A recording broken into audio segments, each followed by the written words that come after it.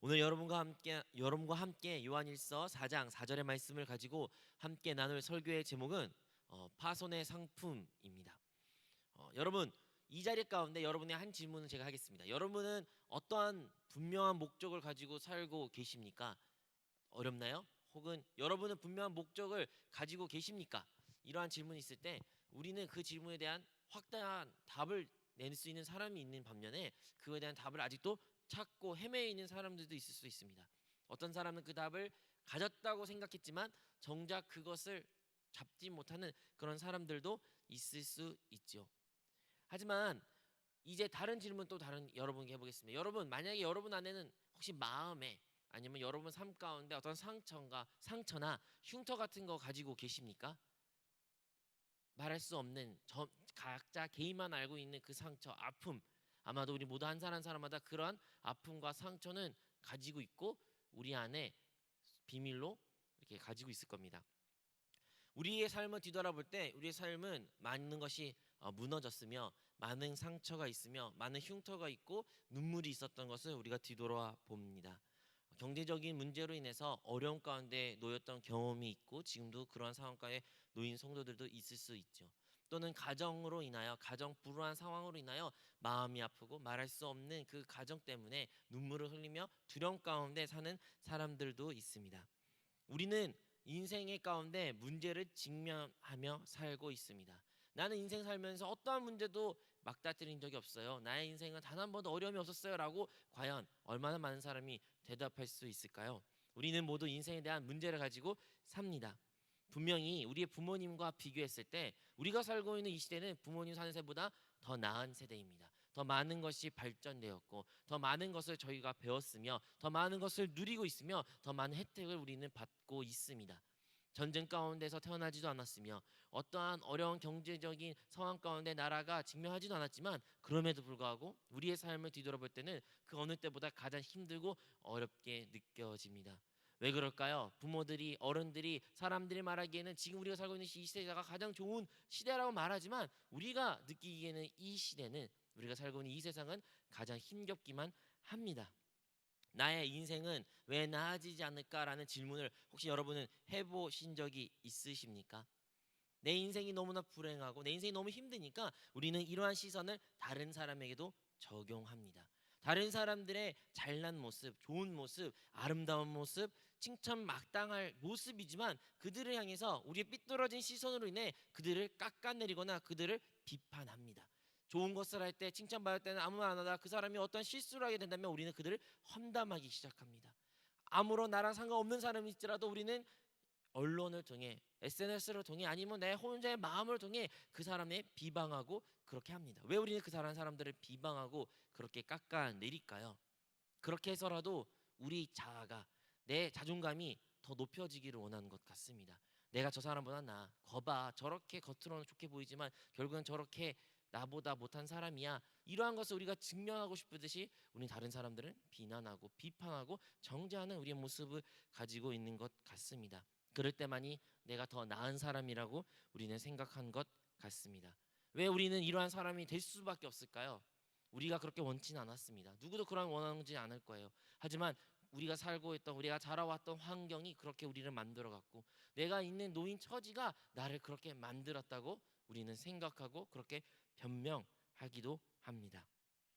우리 자신을 바라볼 때 정말로 나는 망가진 존재이고 파손된 존재이고 볼품 없는 존재처럼 느껴집니다. 그래서 우리의 원수는 항상 우리에게 이러한 말을 합니다. 너를, 아무도, 어떤 누구도 너를 원하지 않는다.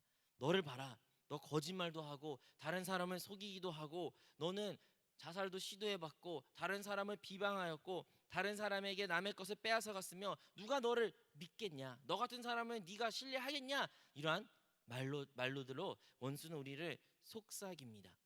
물론 이것은 다 거짓입니다.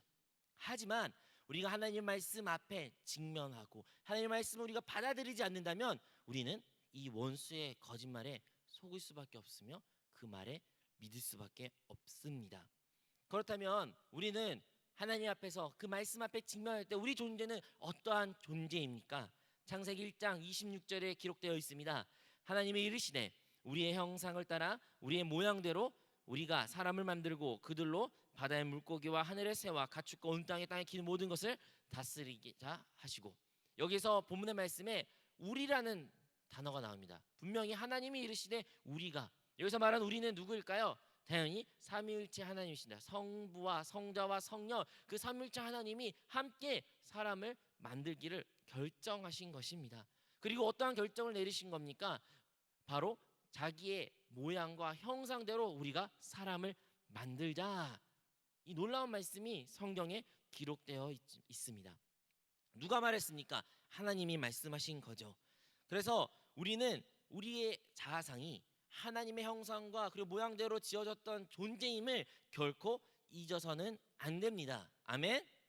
우리 한세교회는 우리 모두가 하나님의 형상과 모양대로 지어진 하나님의 창조물이라는 것을 우리는 믿는 줄로 믿습니다. 하지만 아직도 많은 사람들이 이것을 모르고 그냥 나는 부모님으로 인해 태어난 존재라고 생각할 수도 있습니다.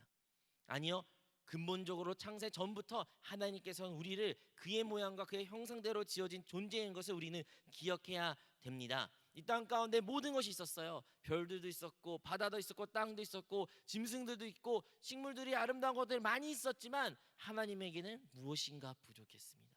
너무나도 부족했습니다. 그 모든 것이 아름답고 보기 좋았을지라도 하나님의 마음에는 부족했어요. 그리고 그 부족함을 채우기 위하여 하나님께서는 사람을 창조하신 것입니다. 하나님의 모양과 형상으로 창조된 사람이 바로 아담과 하와이고 우리인 줄로 믿습니다. 여러분, 하나님 모양과 형상대로 창조되었다, 이 말은 무슨 뜻일까요? 만약에 저에게 장갑이 있습니다. 장갑이 있으면 그 장갑은 당연히 제 손의 모양을 따 만들었을 것입니다. 여러분 상상하시면 장갑은 5손가락 들어갈 수 있는 것으로 우리가 먼저 상상해 보겠습니다. 그러면 이 장갑이 언제 재구시를 할까요? 언제 그 목적에 따라 사용될까요? 그것은 손이 그 장갑 안에 들어갈 때만이 그 장갑은 자기의 목적을 달성하게 됩니다. 그 장갑으로 우리가 코도 풀 수 있고 그 장갑으로 우리가 땀을 닦을 수도 있으며 그 장갑으로 더러운 것을 닦을 수도 있죠. 하지만 이 장갑이 만들어진 분명한 목적은 손이 그 안에 들어가서 그 손과 함께 있는 것이 그 장갑의 참된 만들어진 목적입니다. 사람도 마찬가지입니다. 왜 우리가 이 땅 가운데 살고 있을까요? 하나님은 왜 사람을 창조했을까요? 그것은 하나님의 모양과 형상대로 만들어진 사람이 그 안에 하나님이 함께 계시어 하나님과 더불어 이 땅 가운데 살아갈 때 사람은 그 목적을 비로소 달성하게 되는 것입니다. 우리의 삶의 목적, 내가 살아가는 이유, 우리는 그 하나님의 형상과 모양이라는 그 단어 가운데 우리는 그 답을 찾아야 될 줄로 믿습니다. 하지만 우리가 이 이야기를 들었을지라도 이 이야기를 많이 익히 우리가 듣고 알지라도 우리는 우리 삶 가운데 그 목적을 아직도 찾지 못하고 헤매는 모습들이 많이 있습니다. 왜 아직도 우리는 많이 헤매고 있을까요? 왜 아직도 우리의 목적을 우리는 발견하지 못하는 그러한 느낌을 가지고 있을까요? 그것은 우리의 삶이, 우리의 인생을, 삶을 돌아볼 때 너무나도 망가진 모습이 많이 있기 때문입니다. 우리의 삶 가운데 하나님이 우리와 함께 살아야 되는데 하나님은 내 안에 계신 것 같지 않고 하나님 없이 사는 우리의 모습, 하나님이 나를 인도하시는 삶이 아닌 내 원대로 내 마음대로 사는 모습 때문에 우리는 하나님의 목적을 온전히 깨닫지 못하게 되는 것입니다. 그리고 그러한 사람들에게는 공통적으로 그 안에 하나님이 계시지 않다는 느낌을 다 가지게 됩니다. 하지만 우리가 알 수 있는 것처럼 하나님은 모든 것을 처음으로 창조하실 때는 모든 것이 아름답게 보였다는 것입니다. 하지만 이 아름다운 사람이 왜 이렇게 처참하게 실패한 모습을 가지게 되었습니까? 로마서 5장 12절에 기록되어 있습니다. 그러므로 한 사람으로 말미암아 죄가 세상에 들어오고 죄로 말미암아 사망이 들어왔나니 이와 같이 모든 사람이 죄를 지었으므로 사망이 모든 사람에게 이르렀느니라. 본문의 말씀에 기록된 것처럼 아담의 하와의 범죄로 말미암아 죄가 사람 가운데 들어오게 된 것입니다. 이 죄로 말미암아 사망이 들어오게 됐고 이 죄가 결국에 우리를 하나님으로부터 멀어지게 되고 죄로 인하여 하나님이 우리와 함께 계시지 없는 상황 가운데 놓이게 된 것입니다. 여러분, 가장 순진하고 순수한 어린 아이라도 그에게 거짓말을 해라, 그에게 나쁜 것을 해라 가르쳐 주지 않아도 때가 되면 거짓말을 합니다. 때가 되면 다른 사람을 때리고 그것을 빼앗아고 훔칩니다. 그 누구도 가르쳐주지 않았어요. 그 누구도 알려주지도 않았어요. 아니요, 부모는 반대로 다른 사람에게 선을 베푸고 다른 사람에게 모범이 되라는 그런 것을 아무리 가르쳐도 그 아이는 반대의 것을 자연스럽게 습득하게 됩니다. 왜 그럴까요? 그것은 우리 육신 가운데 사람이 태어나 그 순간부터 죄가 함께 있기 때문입니다. 시편의 저자가 말한 같이 우리의 죄는 모태 어머니의 태에서부터 이미 죄로 짜여진 존재라는 것입니다. 우리는 모두 그러한 죄인의 모습으로 태어나고 이 땅 가운데 살고 있습니다. 여러분이 느끼는 그 망가진 모습, 파손된 여러분의 삶의 부분이 제가 가지고 있는 삶의 파손된 부분이랑 다를 수 있습니다. 제가 가지고 있는 어떤 아픔과 어떠한 파손된 삶의 부분이 여러분과 다를 수 있죠. 하지만 확실한 것은 죄로 말미암아 우리 모두 그러한 망가지고 파손되고 볼품 없는 어떠한 모습들이 우리에게 분명히 있다는 것입니다. 그리고 그것은 바로 죄로 말미암아 비롯된 것입니다. 죄가 무엇입니까? 죄는요, 하나님의 목적을 어긋나게 만들게 하는 거예요. 분명히 하나님의 목적이 우리에게 다 있지만 죄는 그 목적을 보지 못하게 하고 그 목적에서부터 어긋나는 삶을 인도하게 되는 것입니다. 죄를 짓고 죄의 삶을 살며 죄 가운데 거하면 우리는 결코 하나님의 목적을 보지 못합니다. 예레미야 1장 5절에 기록되어 있습니다. 내가 너를 모태에서 짓기 전에 너를 알았고 내가 배에서 나오기 전에 너를 성별하였고 너를 여러 나라의 선지자로 세워놓으라 하시기로. 예레미야는 그 모태 어머니의 태에 있을 때부터 하나님은 그를 선택하였고 그에게 어떠한 일을 맡기시 이미 결정하셨고 그를 선지자로 세울 것이라고 하나님은 결심하셨어요. 하지만 그가 그것을 깨닫는 데는 오랜 시간이 걸렸던 것처럼 우리도 한 사람 한 사람이 우리가 어머니의 태에 있을 때부터 하나님은 여러분을 향해 우리 한 사람 한 사람을 향해 분명한 목적을 가지고 계셨으며 여러분을 선별하신 줄로 믿습니다. 여러분, 하나님은 여러분에게 우리에게 한 사람 한 사람에게 분명한 목적을 가지고 계십니다. 여러분 그 목적을 가지고 계신 것을 하나님이 가지고 계시는 것을 믿으시기를 바랍니다.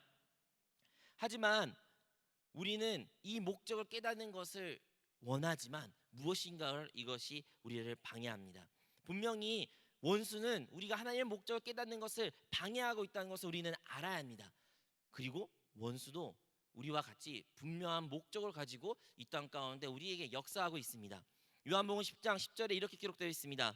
도둑이 오는 것은 도둑질하고 죽이고 멸망시키는 것뿐이요 내가 온 것은 양으로 생명을 얻게 하고 더 풍성히 얻게 하려 것이라. 여러분 우리의 원수는 어떠한 분명한 목적을 가지고 우리에게 다가옵니까? 바로 도둑질하고 죽이고 멸망시키는 것입니다. 여러분 우리의 사단, 우리의 원수, 우리의 마귀는 여러분을 향해 우리를 향해 한 사람 한 사람을 향해 분명한 목적을 가지고 여러분에게 다가오고 여러분에게 오늘도 영향을 끼칩니다. 무엇입니까? 여러분을 삶을 도둑질하는 것이에요. 여러분의 삶을 죽이고 여러분의 멸망의 길로 가게 만든 것이 사단의 분명한 목적입니다. 사단도 이렇게 분명한 목적으로 여러분에 다가오는데 만약에 여러분 삶 가운데 분명한 목적 없이 산다면 우리는 원수의 손에 놀아날 수밖에 없는 것입니다. 우리는 모든 것을 알아야 됩니다. 우리의 삶의 목적은 있다는 것이요. 어떤 사람은 말할 수 있어요. 내 나이가 이제 60이고 내 나이가 70이고 무슨 나에게 목적이 있겠어. 나도 이제 이렇게 살고 끝날 거야 라고 말하지만 여러분 그런 것이 없어요. 하나님은 시간을 초월하신 분이고 하나님은 모세를 80세에 부르셨으며 여러분이 어떠한 상황까지 놓일 수 목적이 없는 사람이라면 여러분은 그 목적을 찾으셔야 됩니다. 하나님 한 사람 한 사람에게 20대, 10대, 30대, 40대 어떠한 연령도 상관없이 분명히 그들에게 말씀하시고 그들에게 목적을 꿈을 주시는 분이십니다. 하지만 우리의 파손된 망가진 삶의 어느 부분으로 인하여 우리는 그 하나님의 뜻을 하나님의 목적을 깨닫지 않게 됩니다. 우리가 그 많은 나이까지 그 많은 연령까지 먹었어도 왜 아직까지도 목적이 없는 삶을 사는 것처럼 느껴지는 걸까요? 대부분 우리에게는 말할 수 없는 큰 아픔이나 트라우마가 있기 때문입니다. 10대나 20대 받았던 그 아픔들이 우리의 삶을 계속 나락으로 절망으로 이끕니다. 그 아픔의 추억이 그 아픔의 기억들이 그것 눈물들이 우리를 계속 소극적인 사람으로 만들게 되며 하나님의 꿈을 꾸는 것이 아니라 그냥 그 아픔 가운데 머물도록 우리를 인도하는 것입니다. 여러분 그래서 우리는 꿈이 없고 그래서 우리는 하나님의 목적을 발견할 수 없는 것입니다. 여러분에게는 어떠한 아픔과 어떠한 쓰라린 기억과 쓴뿌리가 있으십니까? 그것으로 인하여 하나님의 목적을 깨닫는 것을 방해하는 그것은 여러분은 어떠한 것을 가지고 계십니까? 그래서 우리는 잘못된 곳에서 참된 안식을 찾으려 하고 잘못된 곳에서 평안을 찾으려 합니다. 우리에게는 아픔이 있으니까, 이러한 눈물이 쓰라림이 있으니까 우리는 다른 것에부터 안식을 찾으려 해요. 때로는 술일 수도 있고요. 때로는 어떠한 담배나 아니면 어떤 오락이나 어떠한 것에 빠져가지고 우리의 시간을, 정신을, 사랑을, 다른 사람에 대한 집착을 가지게 됩니다. 하지만 그것도 다 끝이 있고 그것은 항상 허무밖에 없는 것입니다. 왜 우리는 그런 잘못된 곳에서 우리의 그 아픔, 그 구멍난 마음을 채우려고 하는 것일까요? 이제는 우리는 알아야 됩니다. 우리의 하나님께서는 우리를 창조하실 때 분명한 목적으로 창조하셨으며 하나님의 모양과 형상대로 창조했다, 그 사실을 다시 한번 되새기며 하나님의 목적대로, 하나님의 뜻대로 살아가는 우리 모든 성도들이 돼야 될 줄로 믿습니다.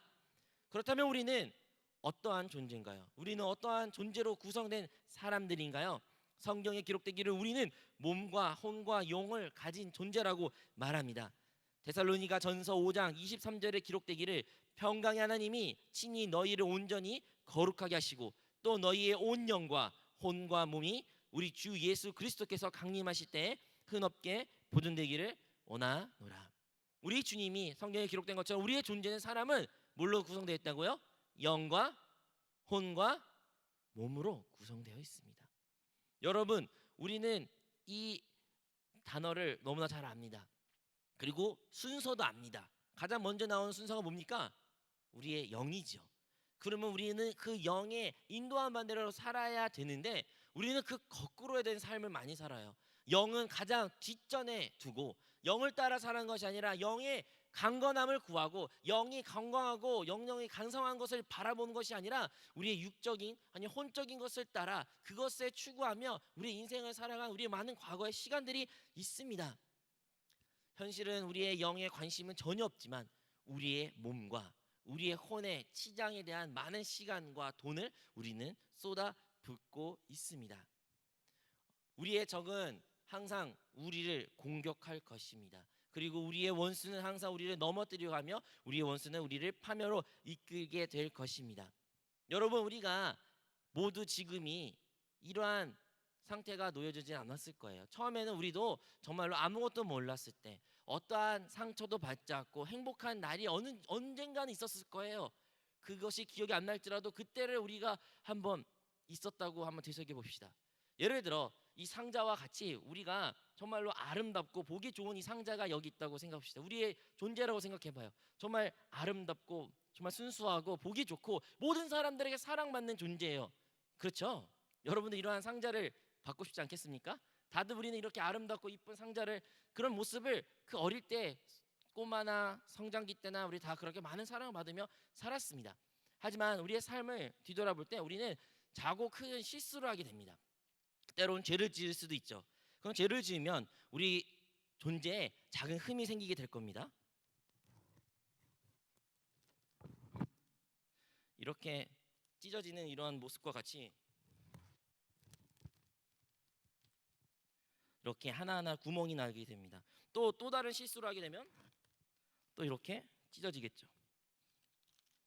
우리의 존재는 우리의 의견으로, 혼으로 우리는 구성된 존재이기에 우리의 지정의가 많은 것이 타격받게 됩니다. 여러분들이 죄를 하나 지을 때마다 여러분이 가졌던 죄에 대한 어떠한 꺼리낌이 이제는 허물어지고 더 그 죄의 나락에 빠지게 되죠. 다른 사람들이 여러분의 마음에 상처를 줄 때마다 여러분 정신적인 타격을 받을 수도 있겠지요. 아플 겁니다. 그리고 아픈 것이 여러분의 정신이, 흔히 말하는 멘탈이 나간다는 표현처럼 우리는 서서히 우리의 정신이, 우리의 혼적이, 우리의 감정이, 우리의 의지가 무너진 것을 체험하게 됩니다. 여러분이 그런 걸 무너질 때마다, 느낄 때마다 이 상자가 갈수록 찢겨 나가는 것처럼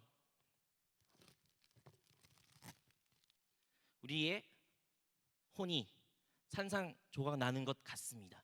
하지만요, 이 혼이 산산조각 날지라도 우리의 몸은 아직 멀쩡하라고 생각하지만 혼이 무너질 순간 이 영향은 우리의 몸에도 동일하게 나타나게 됩니다. 여러분, 우리의 지정의가, 우리의 지성과 감정과 의지가 무너지게 된다면 우리는 다른 곳에서부터 위로를 얻으려고 해요. 다른 곳에서부터 평안을 찾으려고 해요. 그래서 우리는 세상의 방법을 찾게 됩니다. 때로는 어떤 사람들은 마음의 휴식과 안정을 찾기 위해서 담배를 필 수도 있죠. 하지만 우리가 잘 아는 것처럼 담배는 우리의 몸을 망가뜨립니다. 또 어떤 사람들은 술로 기쁨을 누리려고 하게 됐죠. 하지만 술을 많이 먹다 보면 우리는 중독에 빠지게 돼요. 우리 삶 가운데 몸이 망가진 것을 체험하게 됩니다. 또한 우리에게 말할 수 없는 상처의 말과 우리가 꿈과 어떤 것을 가질지라도 다른 사람들 우리에 향한 비방과 정죄함으로 말미암아 우리의 이 존재는 산상조각에 망가지게 되는 것입니다.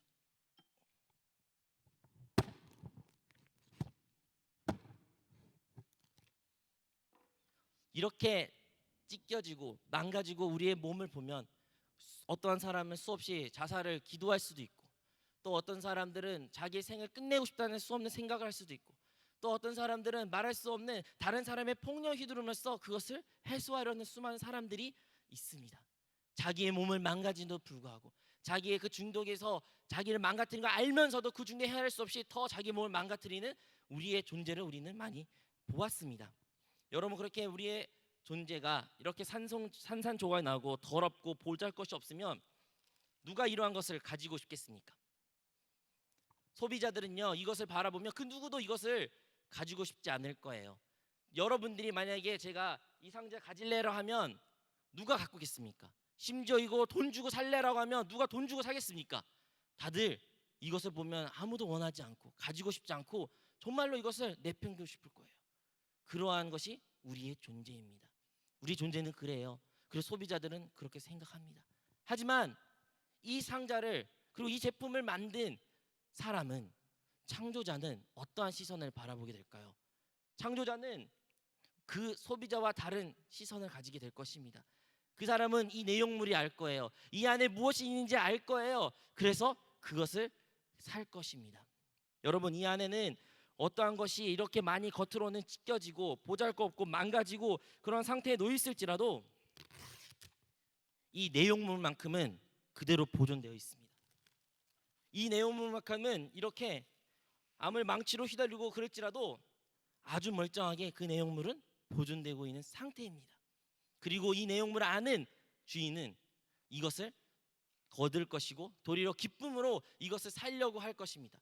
포장이 중요하지 않아요. 어떻게 쌓여있는 박스가 망가진지 교로 훼손된지 중요하지 않아요. 그 내용물이 멀쩡한 것을 알았기에 그것을 살 것입니다.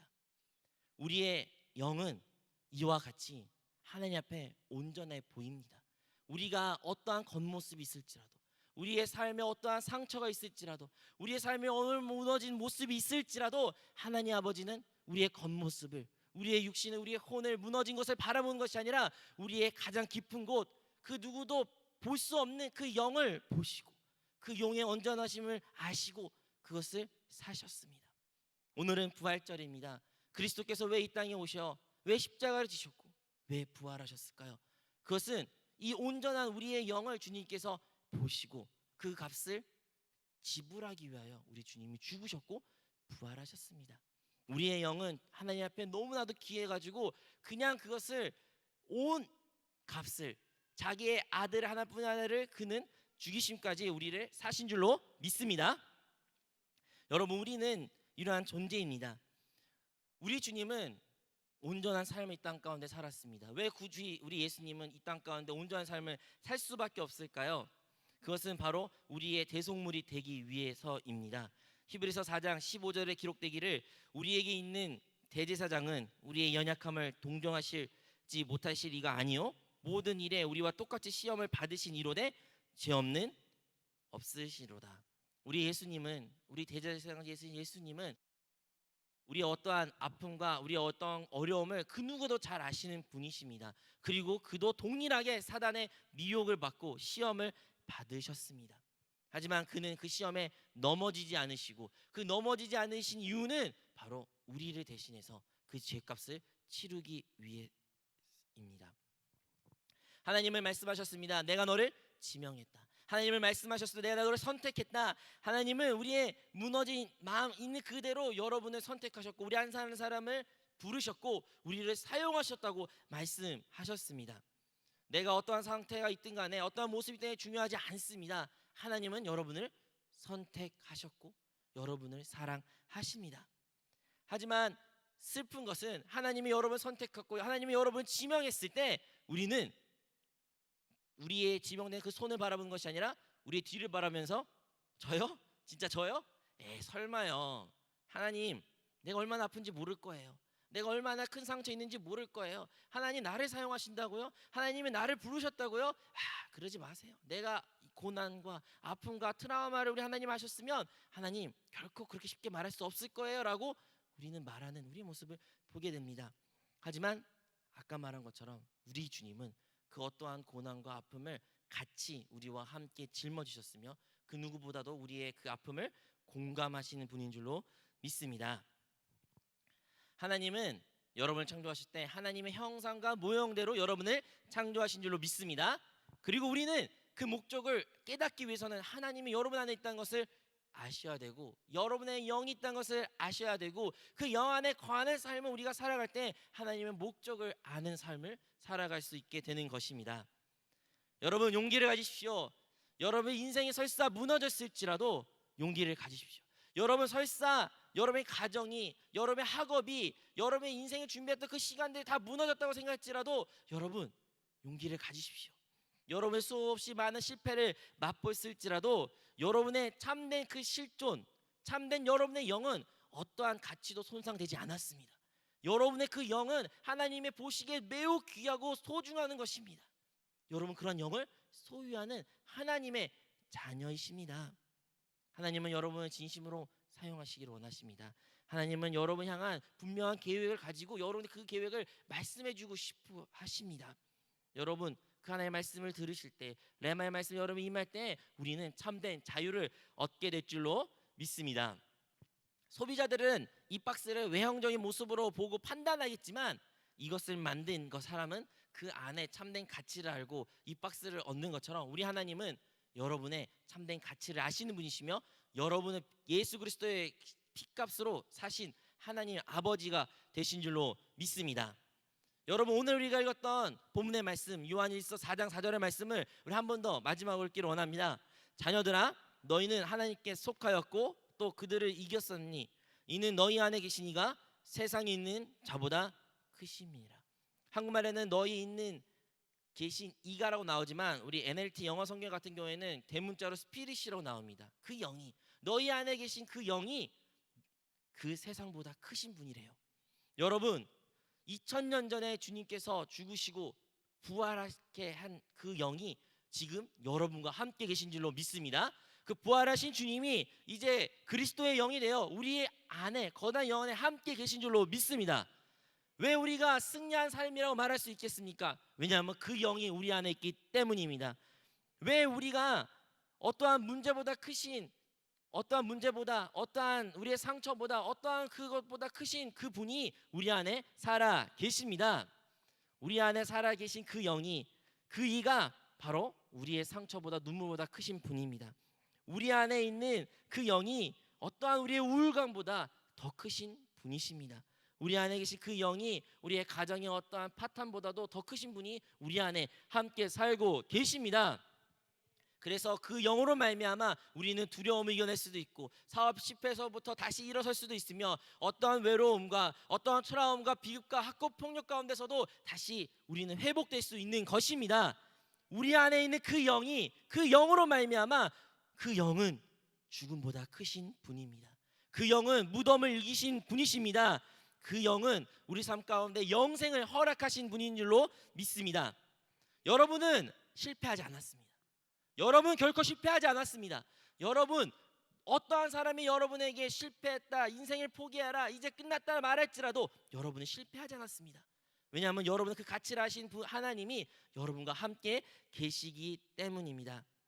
여러분 우리의 원수는 항상 이 영에 대한 것에 관심을 끌지 않기를 원합니다. 왜냐하면 우리가 그 영에 관심을 기울이고 영 안에 거하며 영을 따라 살아간다면 우리는 하나님의 목적으로 살 수 있기 때문에 사단은 원수는 항상 우리가 그 영의 것 아닌 것에 집중하고 시간을 허비하기를 힘쓰고 있습니다. 그 사단의 원수의 그 공격의 계략을 깨달아 우리의 영에 집중하고 우리의 거듭난 영을 돌이키며 그 영과 하나 된 영을 우리가 체험하는 우리 모든 그리스도인들이 되기를 원합니다.